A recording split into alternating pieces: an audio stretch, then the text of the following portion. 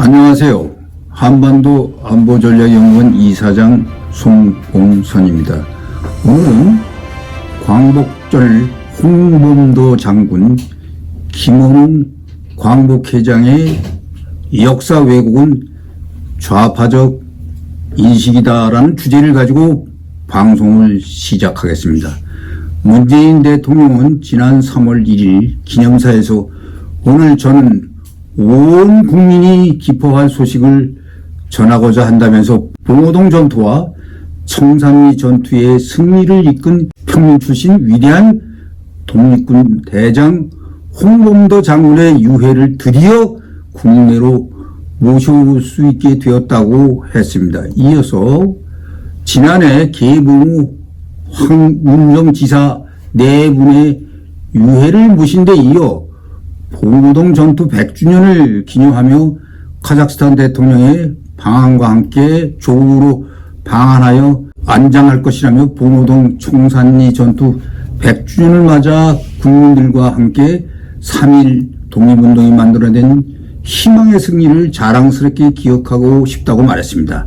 이번 8.15에도 문재인은 대표적인 독립운동가인 홍범도 장군의 유해가 광복절을 맞아 고국으로 돌아온과 관련해 매우 의미 있는 귀환이라면서 공국 군장 최고 영예인 대한민국장 서훈도 수여했습니다. 문재인이 경기도 성남 서울공항에서 열린 홍범도 장군 유해 봉환식 직후 특사단인 황기철 국가보훈처장, 홍범도 기념사업회 이사장인 우원식 더불어민주당 의원, 배우 조진웅 등과 함께 봉오동 전투와 청산리 대첩을 승리로 이끈 독립군 영웅 홍범도 장군의 유해가 광복절인 8월 15일 오후 고국으로 돌아왔다면서 78년 만에 유해 귀환에서 최고의 예우를 하였다고 했습니다. 홍범도의 항일 무장투쟁 공로로 홍범도의 공산주의 활동이나 이념적인 미언은 가려진 채 홍범도의 항일 운동 역할만을 부각시키고 있어 이를 지적하고자 합니다. 문재인의 모든 국민의 기쁨이라는 시각에 동의할 수 없습니다. 홍범도 장군이 봉오동 전투나 청산리 일제와의 전투에서 공로가 인정되지만 그는 한때 공산주의 활동을 했던 인물입니다. 홍범도는 항용도 지방에서 의병항쟁을 전개한 뒤 소련의 연해주 지방과 중국의 동북 지역을 왕래하면서 항일 활동을 하던 중에 소비에트 정권을 지원하였습니다. 레닌 주도의 볼셰비키 세력인 적군을 지원하여 반볼셰비파인 러시아 베이파를 상대로 투쟁하기도 하였습니다. 소련에 들어간 이후에 적군과의 연합투쟁을 위해 러시아 공산당에 입당하여 공산주의 활동을 하였습니다. 홍범도가 1920년서부터 30년대 제3세계 식민지 피압박 약소민족의 민족해방운동에 중추적 역할을 했던 코미테론이나 소비에트 러시아 당국의 국제적 지원을 받은 점 등은 홍범도가 공산주의자임을 입증하는 자료입니다. 또 일부 진보 좌파 세력들은 홍범도의 무장활동은 김좌진, 이범석 등 우리 독립운동 세력인 북로군 정서군대와 연합하여 봉오동 청산리 전투의 성과가 있었음에도 왜 홍범도를 제외하고 이들만의 성과로 돌린다고 비판했습니다. 그러나 독립운동 유공은 맞지만 공산주의자였던 인물을 대통령이 나서서 그의 활동을 최고 대한민국장으로 고양시키는 것은 맞지 않는다고 봅니다. 얼마 전 정부는 보훈처 주관하에 약산 김원봉을 대한민국 건국 공로자로 추서하려다가 국민적 저항에 부딪히고 논란이 일자 이를 거둬들인 바 있습니다. 김원봉은 비록 독립운동에 기여하였다고 하지만은 해방 후 귀국하였다가 자진월북하여 북한 정권에 기여한 인물입니다. 북한에서 혁명 열사능이나 애국 열사능에 미칠지언정 대한민국 건국과는 상관이 없는 인물인데 문재인을 이를 밀어붙이려고 했던 것입니다. 특히 홍범도 장군의 경우는 그 사람이 북한의 한경도 사람입니다. 북한의 애국 열사능에 묻히면서 뭐 북한이 그렇게 했다면 글쎄요. 그런 거를 뭐 좀 생각해 볼 점이 있습니다. 평창 동계올림픽 때 김영남, 김여정 등 북한 대표단 앞에서 신영복 선생을 가장 존경하는 사상가로 말한 바 있습니다. 대한민국 대통령이 아무리 남북대화 차원이라 하더라도 북한 대표들 앞에서 간첩 활동을 한 죄로 20년이나 복역한 사람을 어떻게 가장 존경하는 사람이라고 말할 수 있습니까? 그는 이런 말을 통해 북한으로부터 무엇을 기대하는 것입니까? 문 대통령 얼마 전 김정인의 여동생 김여정으로부터의 모욕적인 욕조를 들었습니다. 청와대의 전능한 사고방식, 구체적이고 완벽하게 바보스러울까? 3살 난 아이들과 크게 달라 보이지 않는다.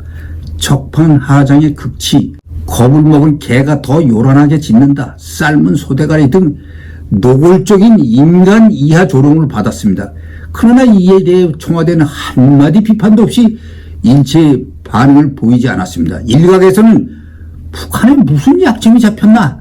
라는 의문을 여러 번 제기하기도 하였습니다. 또한 항일 독립운동을 하였다고 북한 김일성도 서울에 넣어야 되겠느냐 하는 반문하는 국민도 있는 것이 사실입니다. 이제 홍범도 유해 봉화는 대통령 주도로 이루어졌지만 우리의 정체성 훼손에 문제가 있다고 봅니다. 이번 8.15의 또 다른 좌파의 난동은 광복회장 김용훈이라는 인물입니다. 광복회장 김용훈은 76주년 광복절 경축기념사에서 이승만, 박근혜 정권 등을 친일 정권으로 매도하며 친일 청산을 거듭 주장했습니다. 문재인 대통령이 참석한 경축식에서 영상으로 상영된 기념사를 통해 우리 국민은 독립운동의 연장선상에서 친일 정권과 맞서 싸워왔다며 이승만, 박정희, 박근혜 정권을 친일 반민족 정권으로 규정했습니다. 특히 촛불혁명으로 친일의 뿌리를 둔 정권은 무너졌지만 이들을 집권하게 한 친일 반민족 기득권 구조는 아직도 칼텔 구조를 유지하고 있다면서 민족 정통성의 궤도를 이탈했던 대한민국을 깨어난 국민들의 힘으로 이제 재궤도에 진입하기 시작했다고 김현우는 주장을 했습니다. 여기서 무릎 꿇으면 다시 일어날 수 있을까라고 또 한 번의 역사 오도 발언을 했습니다. 김현우는 친일파는 대대로 떵떵거리며 살고 독립운동가 후손들은 지금도 가난에 찌들어 살고 있다. 이보다 더 혹독한 불공정이 있을까?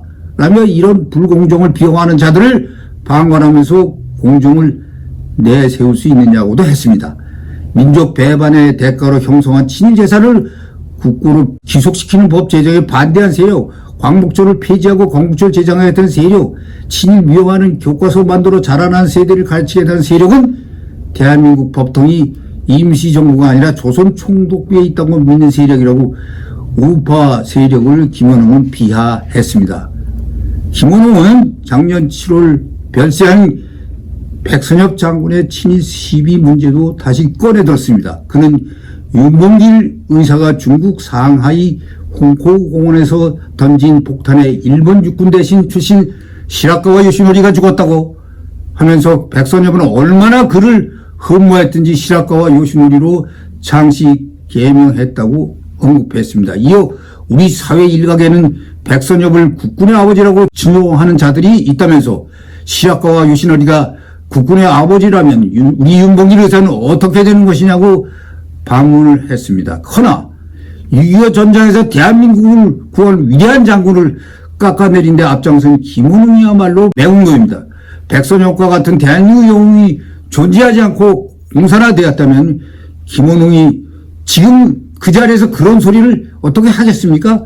그는 북한의 김씨 가문을 바라보면서 당신만이 항일운동가라고 목청을 높였을 것입니다. 과거 국민의힘 전신인 민정당 국회의원을 했던 자가 이런 운동을 하니 내로남불이 따로 없습니다. 자신만이 독립운동가 자손으로 독선으로 친일 장시 개명을 쏟아내는 김원웅의 모친에 대해서 말씀을 드리겠습니다. 모친 고 전월선이 1940년 스스로 장시 개명을 했다는 의혹이 지금 현재 제기되고 있습니다. 독립유공자로 건국 훈장을 받은 전 씨는 그의 부친이 에모토 일가의 성을 바꾼 넉 달 뒤 시마지로 자기 이름까지 바꾼 것으로 재적등본에 기록된 사실이 드러났습니다. 이때는 전 씨가 만주에서 조선 의용대로 활동했다는 시기입니다. 독립운동을 하면서 창씨개명도 했다는 이야기입니다. 이런 무신이 어디 있습니까?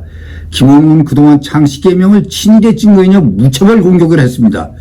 외국가의 작곡가의 안익태 선생에 대해서도 일본식 이름 안 에키다이를 썼다며 친일파로 몰았습니다. 6.25 전쟁의 경우 백선영 장군에 대해서는 일본 육군 대신을 흥명해 창씨개명을 했다며 국립현충을 파묘까지 주장했습니다.